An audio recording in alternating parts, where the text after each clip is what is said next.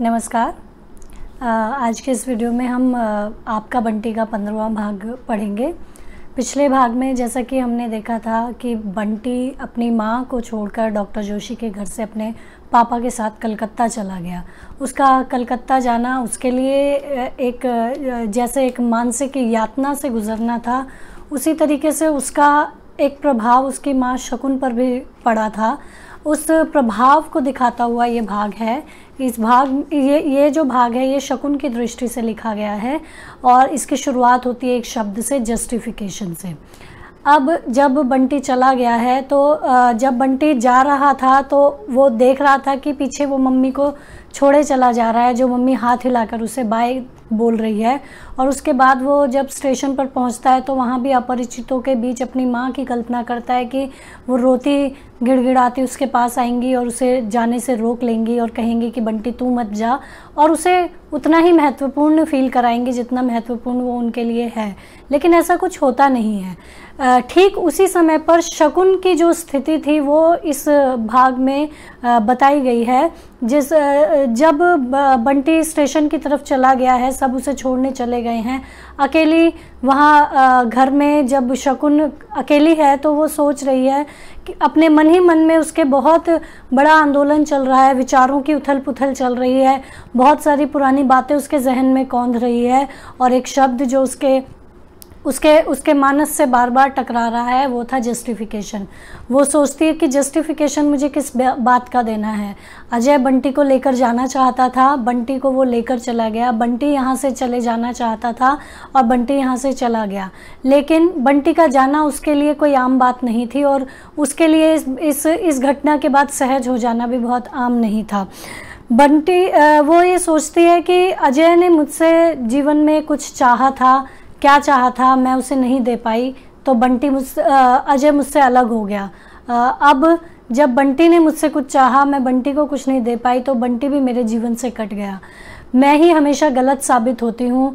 ऐसा क्यों होता है कि सारी चीज़ें मुझसे ही मांगी जाती हैं, मुझसे ही डिमांड होती है। कोई मेरे नज़रिए से कोई मुझे क्यों नहीं समझ पाता। इन सब विचारों की उथल पुथल उसके दिमाग में चल रही होती है। उसे लगता है कि बंटी चाहता था कि अजय ही बंटी से उतरकर मतलब उसे ऐसा लगता है कि उस समय पर जब बंटी उससे बदला ले रहा है, बंटी वहाँ से चले जाना चाहता है, उसे ये भी लगता है कि बंटी उस स्थिति में सामान्य नहीं है। उसे लग रहा था, महसूस कर रही थी वो लगातार इस चीज़ को कि बंटी ये सब यहाँ से चले जाना और इतने दिन से जिस तरीके का उसका व्यवहार था वो सब इसलिए कर रहा था क्योंकि वो शकुन से बदला ले सके। और इस बदला लेने वाले व्यवहार में उसे बंटी कम अजय अधिक लगता था। तो इस सब वाक्य में उसे बंटी में अजय का प्रतिरूप नज़र आने लगा था। उसे लगता था कि मैंने ऐसा क्या कर दिया था कि क्योंकि अजय ने जब शादी कर ली थी तो उसके बाद नए तरीके से जीवन को चलाना शुरू करना, जीवन सिर्फ उसके लिए इतना नहीं रह जाना चाहिए था कि दिन का सूरज उगे तो दिन हो जाए और ढल जाए तो रात हो जाए। वो भी ज़िंदा रहना चाहती थी और वो भी अपने जीवन में आगे बढ़ जाना चाहती थी। तो इसमें उसने क्या गलत किया था। लेकिन बंटी ने उस फैसले को स्वीकार नहीं किया और बंटी उसके जीवन से चला गया। उसे ये लगा कि मैं हमेशा ही संबंधों के इस घमासान में मैं हमेशा ही गलत साबित होती हूँ। मेरा लिया गया हर निर्णय ही गलत साबित होता है। मैंने निर्णय लिया था कि मैं अपना जीवन में नया संबंध जो बनाऊंगी, मैं अपने जीवन में आगे जब बढ़ूंगी तो मैं बंटी के साथ आगे बढ़ूंगी, बंटी के बिना आगे नहीं बढ़ूंगी। तो इसमें मैंने ऐसा कौन सा निर्णय गलत ले लिया था जो यहाँ आज मैं इतनी गलत साबित हो गई कि बंटी मुझे छोड़कर चला गया। और फिर उसके जहन में डॉक्टर जोशी का वो वाक्य गूंजता है कि जहाँ जस्टिफिकेशन है वहाँ गिल्ट है। वो महसूस करती है कि मैं किस बात का गिल्ट महसूस कर रही हूँ, मैंने ऐसा क्या किया था कि बंटी को इस कदर मेरे जीवन से चले जाना पड़ा और अजय ने भी मुझसे अपने जीवन को अलग कर लिया था। वो इस बात पर अब मन ही मन बहुत क्लियर हो जाती है कि मुझे ना तो गिल्ट है और ना ही मुझे इस बात का कोई जस्टिफिकेशन देना है। मुझे सिर्फ दुख है तो सिर्फ इस बात का कि बंटी मुझे छोड़कर चला गया।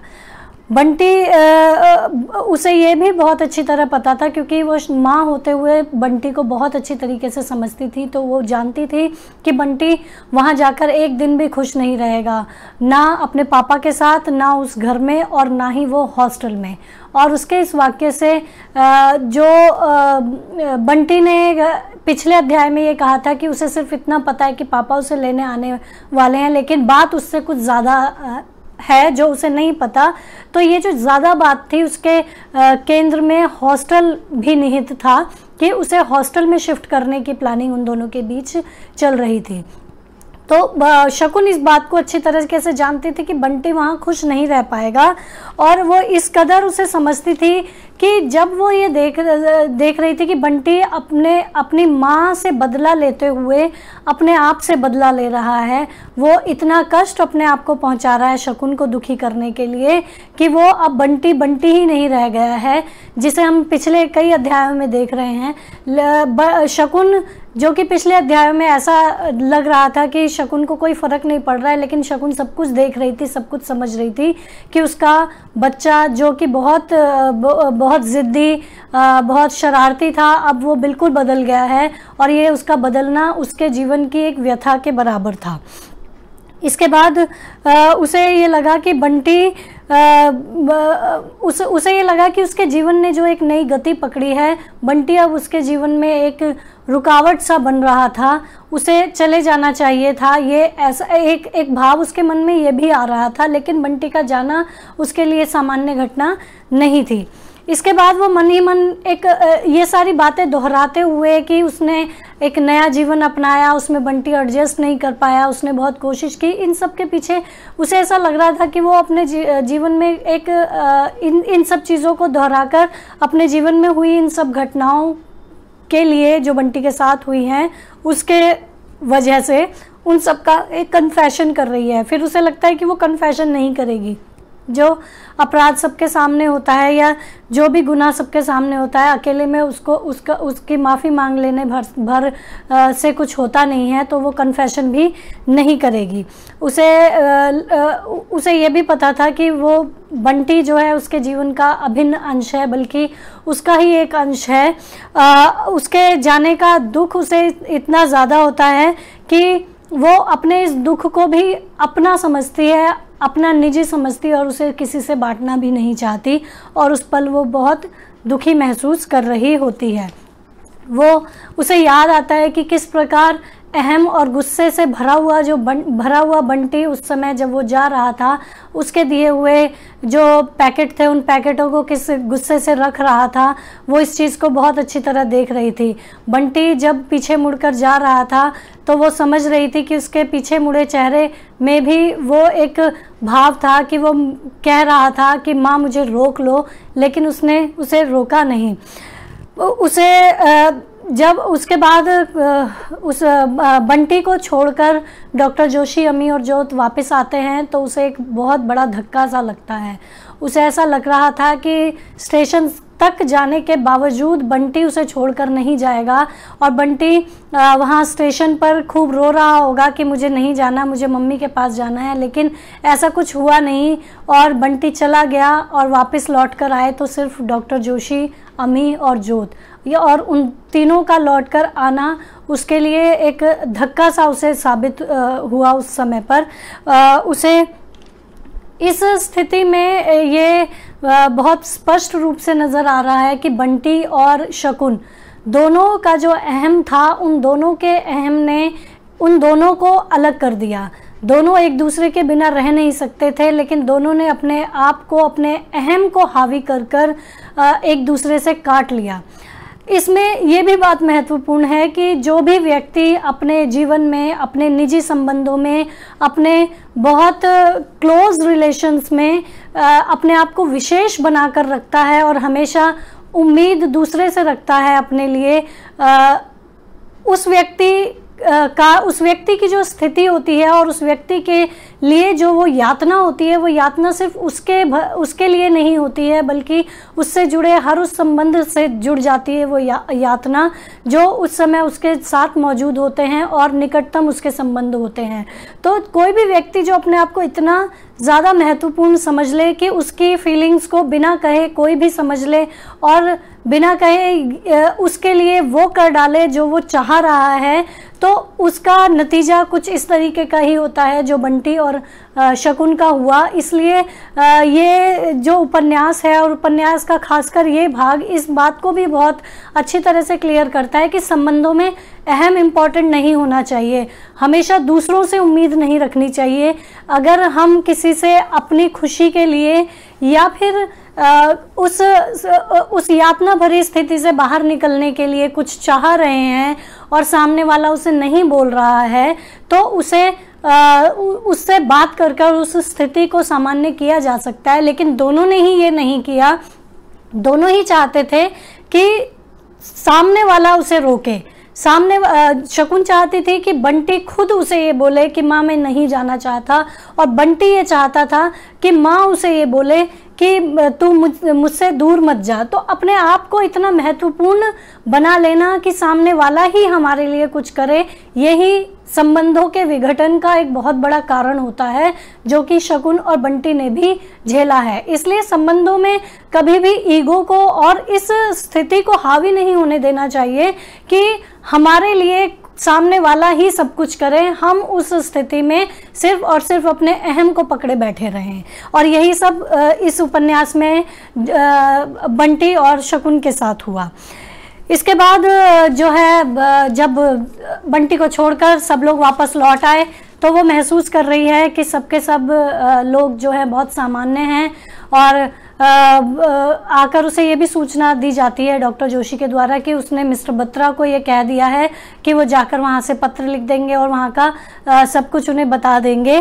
उसके बाद सब खाने की मेज़ पर बैठते हैं और शकुन महसूस करती है कि उस मेज़ पर बंटी की जगह खाली है। वो खालीपन सिर्फ वहाँ मेज़ पर खाने की मेज़ पर कुर्सी का खाली होना नहीं था, उसके मन में से, उसके जीवन में से भी कुछ खाली हो गया था। उस खाली जगह को वो देख रही होती है जिसे बंटी ने कभी भी अपनाया नहीं था, लेकिन फिर भी बंटी की उपस्थिति उस जगह को उसके लिए भरे रखती थी। आज वो जगह जो बंटी ने कभी चाहकर भरी नहीं थी, फिर भी आज वो जगह उसके लिए बिल्कुल खाली हो गई है। वहाँ उसके बाद सब कुछ चल रहा होता है, सामान्य बातचीत चल रही होती है। जोत पापा को जाते समय ये भी बोलती है अपने पापा को कि आते समय मेरे लिए कुछ लेकर आना। तो वो महसूस करती है कि माहौल में एक सायास ढंग से वाक्यों का, अनावश्यक वाक्यों का जो है उस समय प्रयोग किया जा रहा है कि अनायास ही कुछ कुछ वाक्य बोले जा रहे हैं सिर्फ इसलिए कि परिस्थिति को सामान्य रखा जाए।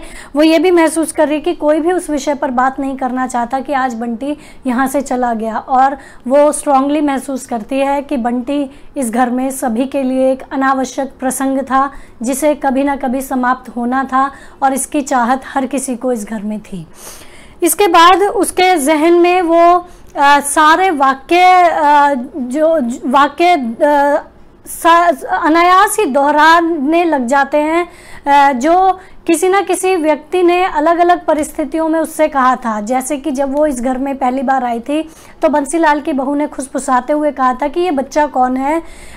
फिर उसने बोला था कि ये बंसीलाल ने उसे बताया था कि ये इनके पहले आदमी का बच्चा है, और ये वाक्य सुनना उसके लिए बड़ा ही कष्टकारी था कि जब उसे ये कहा, उसके बारे में ये बात उसकी बहू के द्वारा कही गई थी कि दहेज में लेकर आई है। इसके बाद जब मिस्टर वर्मा उनके घर में आए थे खाने के लिए तो उन्होंने भी पूछा था, ओह ये बच्चा। तो उस समय जिस तरीके से बंटी ने जवाब दिया था, अरूप बत्रा, ये सब बातें भी उसके दिमाग में उस समय पर कौंध रही थी। दोनों के सवाल और दोनों के जवाब उसके दिमाग में बिजली की तरह बार बार कौंध रहे थे।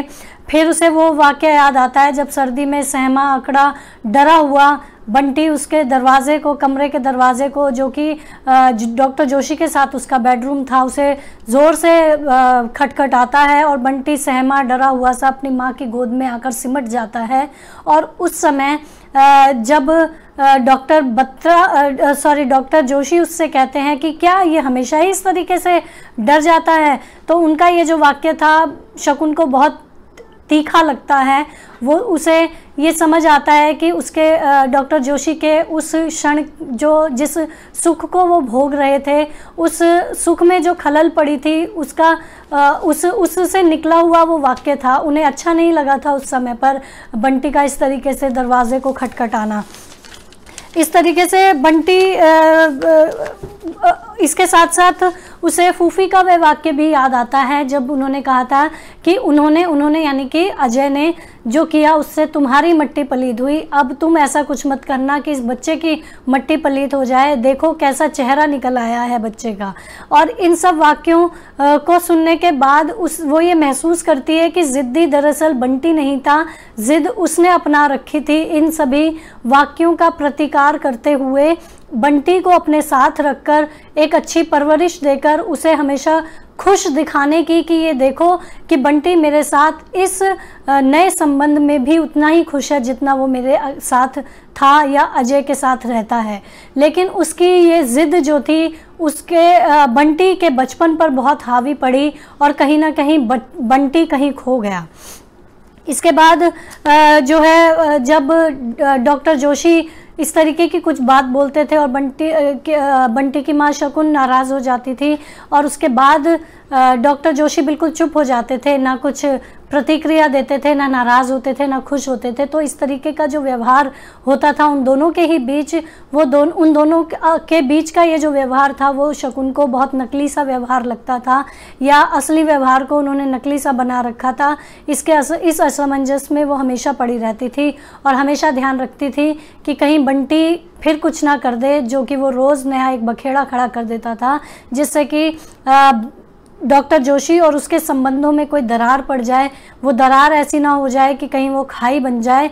और वो ये भी महसूस करती है कि कहीं ऐसा ना हो कि उन दोनों के संबंधों के बीच कहीं बंटी कोई ऐसा कोना ना निर्मित कर दे जिससे आहत होकर उनके बीच की आत्मीयता, उनके बीच का सद्भाव, विश्वास सब कहीं कटने ना लग जाए। और इस डर से उसने ये महसूस किया कि वो इस कोने को तीखा नहीं होने देगी और वो इसकी चाहे कितनी भी बड़ी कीमत उसे चुकानी पड़े वो अपने इस संबंध को बनाए रखेगी। लेकिन वो महसूस करती है कि आज उसने अपने इस संबंध को बनाए रखने के लिए अपने जीवन में अनायास ही बंटी की उपस्थिति में बन आए कोने कि तीखापन मिटाने के लिए उसने इसकी एक बहुत बहुत बहुत बड़ी कीमत चुका दी बंटी को यहाँ से रवाना करके। और ये जो कीमत है वो उसके लिए बहुत भारी कीमत है। और इसके बाद शकुन अमी और जोत के पास जाती है और महसूस करती है कि आज उसका अमी और जोत से एक नए तरीके से परिचय हुआ है। अब तक बंटी के साथ वो अमी और जोत को देखा करती थी और उसी भाव से उनके साथ रहती थी, लेकिन अब वो ये महसूस कर रही है कि क्या अब भी वो उन्हें उसी तरह प्यार कर पाएगी जिस तरीके से बंटी की उपस्थिति में वो उन्हें प्यार कर पाती थी। इसके साथ वो ये भी महसूस करती है कि जिस तरीके से इस वक्त मैं बंटी की अनुपस्थिति में ये महसूस कर रही हूँ कि ये दोनों बच्चे मेरे नहीं हैं, क्या मीरा भी वहाँ ये महसूस नहीं कर रही होगी कि बंटी उसका अपना बेटा नहीं है। इसके बाद वो इस बात को सोचते सोचते एक नज़र अमी पर डालती है और एक नज़र जोत पर डालती है। अमी वहाँ पढ़ रहा होता है और वो पकड़कर अमी को गोद में अपनी खींच लेती है और उसे बहुत प्यार करती है। लेकिन इस प्यार से अमी जो है वो खींच जाता है और अपने आप को छुड़ाकर अलग कर लेता है। इस समय वो महसूस करती है और उसे बंटी की बहुत याद आती है कि जब इस तरीके से वो बंटी को खींच लेती थी अपनी गोद में, तो वो कितने प्यार से उसके गले में अपनी बाहें डाल लेता था और वहीं उसकी गोद में लेटे लेटे अपना सारा पाठ पढ़ता था। और वो जो क्षण था उसे कितना सुखकारी महसूस होता था, वो इस बात को महसूस करती है और उसे बंटी की उस वक्त बहुत ज़्यादा याद आती है। इसके बाद वो उस क्षण में पहुंच जाती है जिस क्षण अजय का पत्र उनके पास आता है डॉक्टर जोशी के पास, और उस पर डॉक्टर जोशी के साथ उसकी चर्चा हो रही होती है जिसके बारे में बंटी को नहीं पता था, और बंटी ने पिछले अध्याय में ये कहा था कि बात कुछ और है जो मुझे नहीं पता। तो उसको जब ये सूचना मिलती है कि पापा उसे लेने आ रहे हैं, उससे पहले उसके पापा का जो पत्र आया था और उस पत्र से डॉक्टर जोशी और उसकी माँ के बीच जो कुछ हुआ था उस सबको याद करते हुए यहाँ पर ये बताया गया है कि जब अजय का पत्र आया था तो दोनों के बीच में, दोनों यानी डॉक्टर जोशी और शकुन के बीच में एक तनावपूर्ण मौन आ गया था। और डॉक्टर जोशी शकुन को बताते हैं कि अजय अब उन्हें बंटी को अपने पास ही रखना चाहते हैं, और उस समय ये वाक्य सुनकर शकुन के मन में हजारों हजार बातें आती हैं, एक साथ आने लगती है। उसे ये लगता है कि क्या वो बंटी को वहाँ भेज दे, उसे ये भी लगता है कि बंटी को यहाँ से भेजकर वो इस घर से तनाव को मुक्त कर सकती है। उसे ये भी लगता है कि अजय मतलब उसके मन में बहुत सारे विचार एक साथ उमड़ते हैं। एक बार वो ये सोचती है कि वो इस घर को, बंटी को यहाँ से भेजकर इस घर को तनाव मुक्त कर दे। फिर उसे लगता है कि बंटी किस अधिकार से अजय किस अधिकार से बंटी को लेने यहाँ आ रहा है। इसके साथ साथ उसे ये भी लगता है कि जब अजय ने शादी कर ली तो बंटी पर से उसका अधिकार जो है छीन गया, और डॉक्टर जोशी की जो बातें उस समय थी इस पत्र को आने के बाद, वो भी उसे बहुत ज़्यादा चुभ रही थी। डॉक्टर जोशी जिस प्रकार से उससे विचार विमर्श कर रहे थे तो उसे लगता था कि इस विषय पर विचार विमर्श करना डॉक्टर जोशी का उसके लिए बहुत अनावश्यक था। वो ये महसूस करती है कि बंटी उनके लिए एक अनावश्यक या फालतू बच्चा हो सकता है, लेकिन वो उसके लिए फालतू बच्चा नहीं है। उसे ऐसा लगता है कि यहाँ से भेजने के बाद उसे लगता है कि बंटी जो है अपने घर चला जाएगा, और उसे डॉक्टर जोशी को भी एक जवाब इससे मिल सकता है कि अगर ये घर उसका नहीं है तो उसका भी कोई एक घर है जो उसकी प्रतीक्षा कर रहा है, उसका भी कोई है, उसके पापा जो उसको अपने पास बहुत प्यार से रख सकते हैं। बंटी के बारे में जब डॉक्टर जोशी ने कहा था कि अरे तुम तो बड़े ज़िद्दी हो, इसके साथ साथ उन्होंने ये भी कहा था कि बंटी सामान्य बच्चा नहीं है, तो शकुन को ये लगा कि बंटी को डॉक्टर जोशी अब नॉर्मल बच्चा कह रहे हैं। तो ये सारी बातें उस क्षण उसके दिमाग में कौंध रही हैं, और उसे ये भी पता चलता है कि ये भी समझ में आता है कि डॉक्टर जोशी भी ये चाहते हैं कि बंटी यहाँ से चला जाए। तो बंटी को भेजने का कारण सिर्फ इतना नहीं था कि बंटी रोज़ एक नया बखेड़ा खड़ा कर देता था।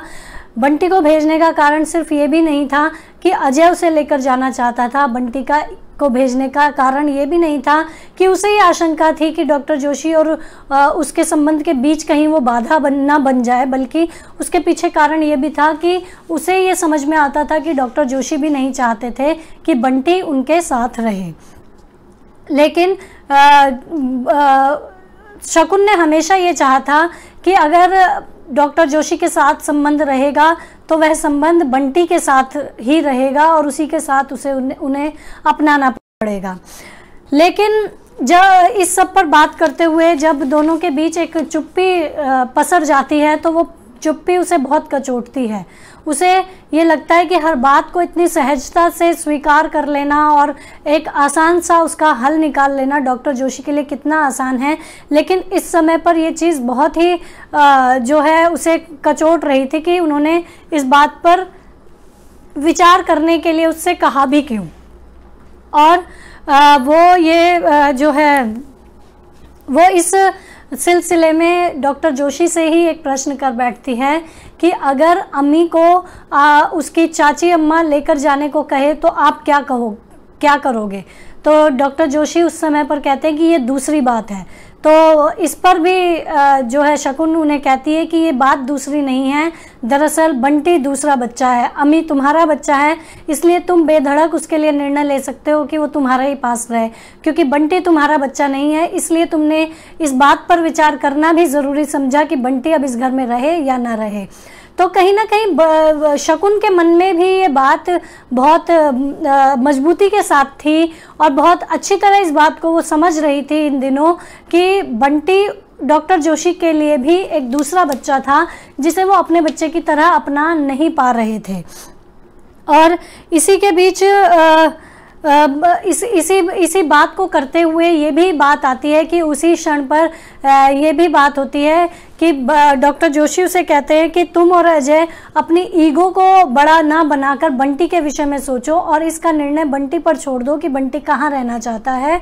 और इसी में ही उन्होंने ये भी कहा था कि तुम अगर बंटी से बात नहीं कर सकती तो मैं बंटी से बात करूँगा और मैं उसे लॉन्ग ड्राइव पर लेकर जाऊँगा और वहीं उससे इस बारे में प्यार से उसको समझूंगा और उसकी बातों को समझने का प्रयास करूंगा कि वो क्या चाहता है और क्या उसको लगता है कि क्या उसके जीवन में होना चाहिए। तो जो एक वाकया पीछे घटा था कि बंटी को डॉक्टर जोशी घुमाने लेकर जाना चाहते थे, तो वो जो घुमाने लेकर जाना था वो बंटी को खुश करने के लिए या बंटी को सामान्य करने के लिए नहीं था या उसकी नाराज़गी दूर करने के लिए नहीं था, बल्कि इस मुद्दे पर बात करने के लिए डॉक्टर जोशी उसे लेकर जाना चाहते थे।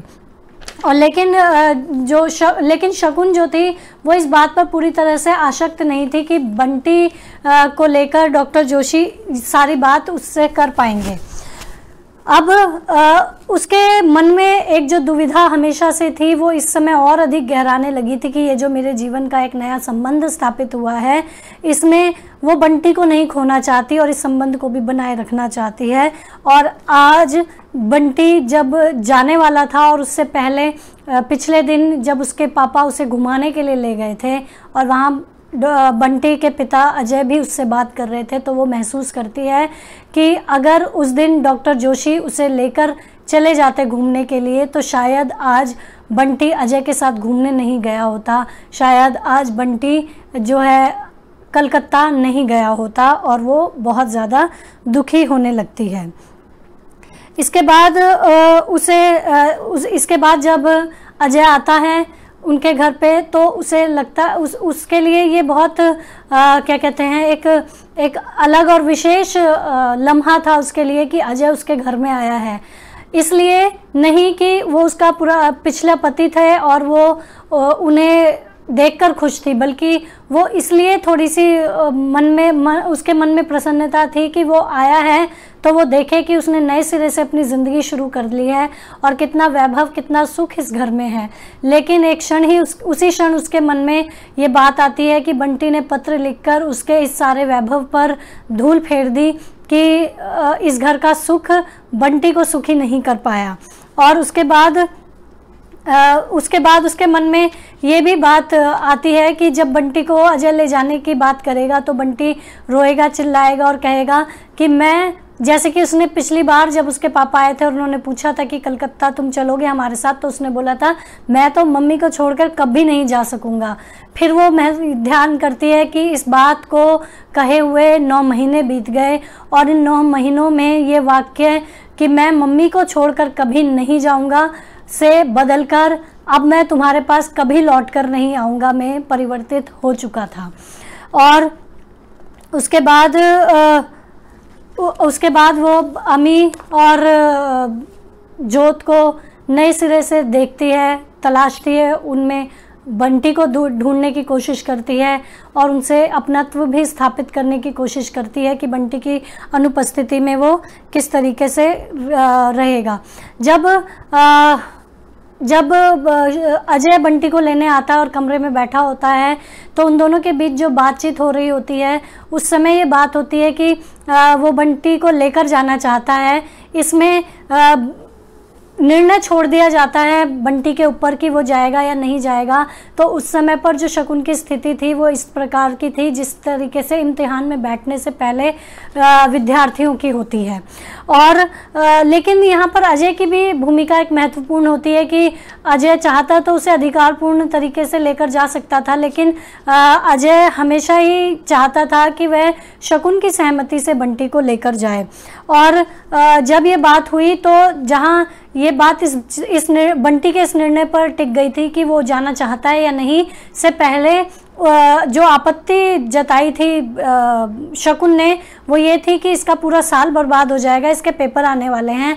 और इसके जवाब में अजय ने बहुत सामान्य सी बात कहकर इसको रफा दफा कर दिया था कि वहाँ नए सिरे से उसका एडमिशन कराया जाएगा और जनवरी से नया सेशन शुरू हो जाएगा, अप्रैल में उसका एडमिशन करा दिया जाएगा। और इसी तरीके से वो ये भी कहता है कि वो कहती है कि नए लोगों के बीच बंटी बहुत सहमा सहमा सा रहता है और यही बात उसके लिए उल्टी साबित हो जाती है। वो अजय कहता है कि हाँ, ये मैं देख रहा हूँ कि नए यानी कि डॉक्टर जोशी के घर में जितने भी लोग हैं वो सारे नए लोग हैं और इन सब नए लोगों के बीच वो कितना सहमा हुआ है, कितना चुप है, इतना बोलने वाला बच्चा इतना चुप हो गया है, ये मैं महसूस कर रहा हूँ। इसीलिए अब उसे इन नए लोगों के बीच से निकलकर उसे मेरे पास चले जाना चाहिए। और शकुन का जो ये आखिरी दाव था वो भी कहीं फेल हो जाता है और बंटी के जाने की जो है प्रक्रिया तेज़ होने लगती है। इसके बाद शकुन के मन में बहुत सारी बातें जो है आती हैं उलट पलट कर। वो महसूस करती है कि बंटी जो है एक तलाक, वो सहमा चुप और इस तरीके की परिस्थिति को इसलिए झेल रहा है कि बंटी एबनॉर्मल बच्चा नहीं है बल्कि बंटी तलाकशुदा माता पिता का बच्चा है। वहाँ जाकर इसे कौन परिचित मिल जाएगा क्योंकि अजय के घर में भी मीरा है, मीरा भी उसके लिए परिचित नहीं है। उसे ये महसूस होता है कि बंटी की स्थिति वहाँ भी अच्छी नहीं होने वाली। बंटी तलाकशुदा माता पिता का बच्चा है, इसलिए उसे किसी भी बच्चे को माँ और पिता दोनों एक साथ चाहिए होते हैं, अपने माँ और पिता एक साथ चाहिए होते हैं, ना कि सिर्फ माँ अपनी और पिता कोई और या फिर पिता अपना और माँ कोई और। ये स्थिति बंटी बहुत बुरी तरह से इस घर में झेल रहा था और इस बात की आशंका उसे इस समय भी थी कि वहाँ जाकर भी वो इसी सब चीज़ों को झेलेगा। और इसी में बंटी के पिता अजय का भी एक वाक्य आता है कि बार बार बंटी से यहाँ मिलने आना उसके लिए मुश्किल हो जाता है, तो इसलिए वो बंटी को अपने साथ रखेगा। बंटी से जब ये पूछा जाता है कि भाई तुम जाओगे, और उस समय जो उसके फैसले की प्रतीक्षा का क्षण होता है वो क्षण बहुत महत्वपूर्ण होता है। एक इम्तिहान की घड़ी जैसा था और एक क्षण में उस इम्तिहान में शकुन को बंटी ने फेल कर दिया ये कहकर कि मैं ज़रूर जाऊंगा। और जिस तरीके से वो बोल रहा था वो शकुन को ही सुनाकर बोल रहा था, शकुन को आहत करने के लिए बोल रहा था। और वो क्षण बंटी के साथ साथ शकुन के लिए भी उसको तोड़ देने वाला वाक्य था। और यही सब याद करते हुए वो महसूस करती है कि बंटी कभी भी उसे छोड़कर कभी नहीं जाना चाहता था और आज वो उसे छोड़कर जाने के लिए तैयार हो गया। इसके बाद वो छत पर अकेली टहल रही होती है और उसके मन में ये ख्याल आता है कि हम यानी कि अजय और उसने हमेशा अपने अहम को ही बड़ा माना है और इस क्षण जब बंटी उसे छोड़कर चला गया है तो उसे अपना अपमान भी महसूस हो रहा है। बंटी को इस तरीके से ले जाना, उसे ये भी लग रहा है कि अजय ने उसको भी अपमानित किया है, साथ ही उसके अहम को सहलाने का प्रयास भी किया है। इसके साथ साथ वो ये महसूस करती है कि जब अजय ने शादी कर ली थी तो उसने निर्णय लिया था कि वो कभी भी बंटी को उसके पास नहीं भेजेगी। वो बंटी को उसके पास ना भेजकर उसे यातना देगी, उसे दुखी करेगी और वो इस तरीके से अजय को टॉर्चर कर सकेगी बंटी के माध्यम से। लेकिन आज बंटी के माध्यम से वो स्वयं भी टॉर्चर हो रही है और इसी सब के बीच वो एक निष्कर्ष पर पहुंचती है कि हम दोनों ने हमेशा बंटी को कभी भी अपना बच्चे की तरह नहीं रखा, हम दोनों ने हमेशा उसे एक साधन मात्र माना। साधन हम दोनों के अहम को ठेस पहुंचाने के लिए, एक दूसरे के अहम को ठेस पहुंचाने के लिए हमने उसे अपनी अपनी महत्वाकांक्षाओं को पूरा करने का एक साधन माना। हम दोनों ने उसे अपनी कुंठाओं को शांत करने का एक साधन माना। हमने कभी भी उसे बच्चे की तरह नहीं देखा, हमने कभी भी उसके बचपन को नहीं समझने की कोशिश की और आज उसका परिणाम ये हुआ कि ना तो बंटी किसी भी जगह से जुड़ पाया है, ना ही बंटी रह पाया है और ना ही अब शकुन रह पाई है और अब अजय भी अजय नहीं रह पाएगा। और वो ये बहुत अच्छी तरह उस क्षण में पहुंच जाती है और बहुत इमोशनल होती है। जिस समय बंटी सारा उसका दिया हुआ सामान वहीं रख कर गुस्से में पीछे मुड़ता है, उसकी पीठ उसे नज़र आ रही होती है, लेकिन उसकी पीठ के माध्यम से भी वो उसके चेहरे को देख पा रही थी जिसमें ये मांग थी माँ से कि माँ मुझे रोक लो, मुझे मत जाने दो। और बार बार उसे ऐसा लगता था कि जैसे उसके आगे पीछे उसका सारा का सारा चेहरा, उसके चेहरे जो हैं घूम रहे हैं, उसका वो मासूम सा चेहरा जो टुकुर टुकुर देखता रहा उसे कि माँ मुझे रोक लो। लेकिन उसका अहम उस समय इतना बड़ा था कि उसने अपने बच्चे को जाने से रोका नहीं। और फिर उसे एक एक करके सब चीज़ें याद आती हैं, उसकी वो नन्ही नन्ही फूल पत्तियाँ जिन्हें उसने सहेजा था, उसकी बनाई हुई क्यारियाँ, उसका बनाया हुआ बगीचा, उसे सब कुछ याद आता है। उसे याद आता है कि उसने अजय से कटकर अतीत में वह डूब गई थी, और जब वो डॉक्टर जोशी के साथ जुड़ी तब वो वर्तमान में रहकर भविष्य में डूबने लगी। उसने वर्तमान में कभी जिया ही नहीं, उसने बंटी को कभी वर्तमान में देखा ही नहीं, हमेशा या तो अतीत में देखा या तो उसे भविष्य में देखा। उसे फूफी की भी वो बात फिर से जहन में कौंधती है कि आपकी जो मट्टी पलीत अजय ने की है वह मट्टी पलीत आप इस बच्चे की मत करना। और आज उसे फूफी की बहुत याद आती है कि फूफी कहाँ है, और उसे ये भी लगता है कि आज उसने अपने बच्चे की मट्टी पलीत भी कर दी है। और उसके बाद उसे माली काका की वो बात भी याद आती है जो फूल पत्तियों के पौधों के संदर्भ में उन्होंने कही थी कि जब पत्तियां सूखने लगी थी तो उसने माली काका से ये कहा था कि ये तो पत्तियां सूख गई हैं, इन्हें उखाड़ दीजिए। तब वो कहते हैं कि पत्तियां ही सूखी हैं, इसकी जड़ नहीं सूखी है। और एक बार जब जड़ पकड़ जाती है तो पत्तियां फिर नए सिरे से उगती हैं, पुरानी पत्तियां झड़ती हैं तभी नई पत्तियां आती हैं। पत्तियों का झड़ जाना पौधे का सूखना नहीं होता, बल्कि नए सिरे से जड़ों का जमना होता है। और नए सिरे से जब जड़ें जम जाती हैं तो नई पत्तियां भी खूब खुशी और उमंग के साथ उगती हैं। इस संदर्भ से वो महसूस करती है कि बंटी की जड़ें इस घर में कभी भी नहीं जम पाई, इसलिए उसकी पुरानी जो पत्तियां थी जो कि अजय के साथ जुड़ी हुई थी वही बनी रही, और नई पत्तियां उमंग के साथ खुशी के साथ कभी नहीं उग पाई। और उसे वो भी याद आता है कि जो उसकी मित्र ने कहा था कि बंटी तो बड़ा होकर कलाकार बनेगा, और फिर महसूस करती है कि जो उसके जीवन की शीशियों के रंग जो टूट गए थे, बिखर गए थे, उन रंगों को वो फिर से समेट नहीं पाई, उन रंगों को वो उसे दे नहीं पाई। और बंटी को याद करते करते इस कदर वो वहाँ पर बैठती है और फूट फूट कर रोने लगती है, और रोती ही चली जाती है। वो कुछ महसूस नहीं कर पा रही होती है, ना दुख, ना गिल्ट, ना जस्टिफिकेशन। और इसी में वो उसे एहसास होता है कि कहीं से बंटी की दो छोटी छोटी कोमल प्यारी सी बाहें उसकी गले में आकर उससे बंध गई हैं, और कहीं बंटी उसे कह रहा है कि माँ रो मत, और मेरे साथ उसकी आंखें भी रो रही हैं। और वो खूब तेज़ फूट फूट कर रोने लग जाती है, और तभी महसूस करती है कि बंटी की जिन कोमल बाहों का वो एहसास कर रही थी वो सिर्फ उसकी कल्पना मात्र थी, बंटी वहाँ नहीं था। और तभी डॉक्टर जोशी की मजबूत बाहें आती हैं, उसके कंधों को सहलाती हैं और उसे थोड़ा सहारा देने की कोशिश करती हैं, और उसकी मासूम बाहें डॉक्टर जोशी की मजबूत बाहों में बदल जाती हैं।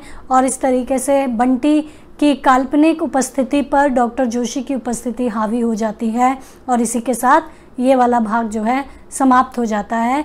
ये भाग इस उपन्यास का बहुत महत्वपूर्ण भाग है। माँ और बेटे दोनों की मनस्थिति को ये भाग बहुत अच्छी तरीके से बताता है।